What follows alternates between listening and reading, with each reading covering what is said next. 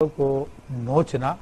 اس میں کوئی بری بات نہیں ہے، ٹھیک، فی نفسی اس میں کوئی بری بات نہیں ہے، لیکن نبی کریم صلی اللہ تعالی علیہ وسلم نے جو منع فرمایا اس کے لیے ٹھیک۔ اچھا، اس کوئی کی حکمت کو مد نظر رکھا جائے گا۔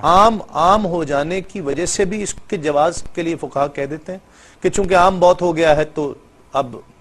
وہ اسے بلوہ عام کہتے ہیں، اسے الفاظ کیا کہتے ہیں؟ اس کے اندر عموم بلوہ جو ہے، عموم بلوہ، ہاں نہیں اس کے میں وضاحت کر دوں کہ عموم بلوہ کے بھی اصول ہیں۔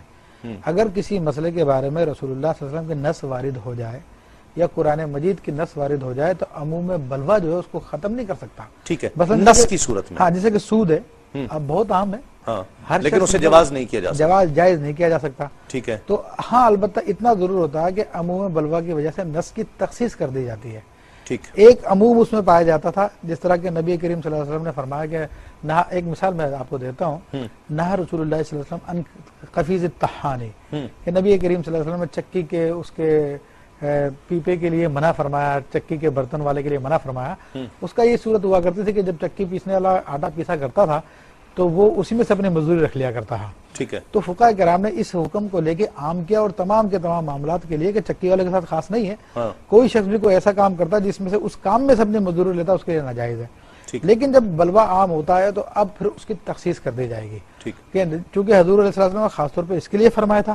تو اسی تک محدود رکھا جائے، باقیوں کے اندر بلوے کی وجہ سے اجازت دی جائے گی۔ اسی طرح کسی حدیث میں کوئی ایسا معاملہ جو عموم کے طور پہ ہوتا ہے لیکن اگر وہاں پر کوئی تخصیص کی وجہ پائی جاتی ہے تو امت کو مشکل سے بچانے کے لیے پھر اس میں تخصیص کرنا جائز۔ اچھا، میری اس میں ایک سوال ہے ایک طالب علم کی حیثیت سے کہ ایک عام تاثر،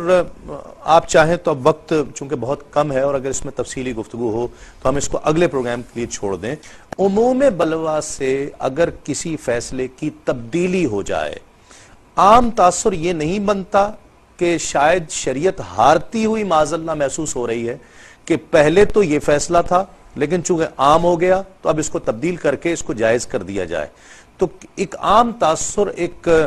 عام شخص پر یہ پڑتا ہے کہ شاید شریعت معاذ اللہ ہارتی ہوئی محسوس ہو رہی ہے۔ دیکھیں، اس میں وضاحت کروں کہ عموم بلوہ اتنا مشکل مسئلہ ہے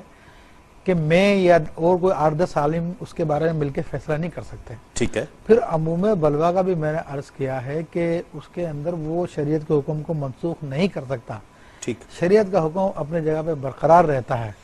ہاں البتہ اس کے لیے کچھ اور جس کی گنجائشیں ہوتی ہیں اس کے حساب سے، جس طرح کہ میں آپ کو عرض کروں کہ سیدنا عمر فاروق رضی اللہ تعالیٰ کے زمانے میں جب قحط پڑا تو بہت سارے لوگ چوریاں کرنے لگے، تو اب عمر فاروق رضی اللہ تعالیٰ نے اس وقت چوری کے حکم کو روک دیا تھا، ہاتھ کاٹنے کو، اب تو لوگ مجبور ہو گئے تھے نا، ٹھیک ہے، ایسی ضرورت پیش آ گئی تھی، بھوک سے مر جاتے ورنہ، ٹھیک، تو اب یہ حالات کے مطابق حکم تبدیل ہوتا ہے، اس کے لیے بھی باقاعدہ اصول ہے، اگر موقع ملا تو ہم اس پہ بھی پروگرام کریں گے، بالکل بات کریں گے۔ بہت شکریہ آپ کا علامہ مفتی محمد ابوبکر صدیق صاحب، ڈاکٹر محمد حنیف سعید صاحب، آپ کا بہت شکریہ، آپ دونوں احباب تشریف لائے تو ہم پروگرام پر گفتگو موضوع پر کر پائے ہیں۔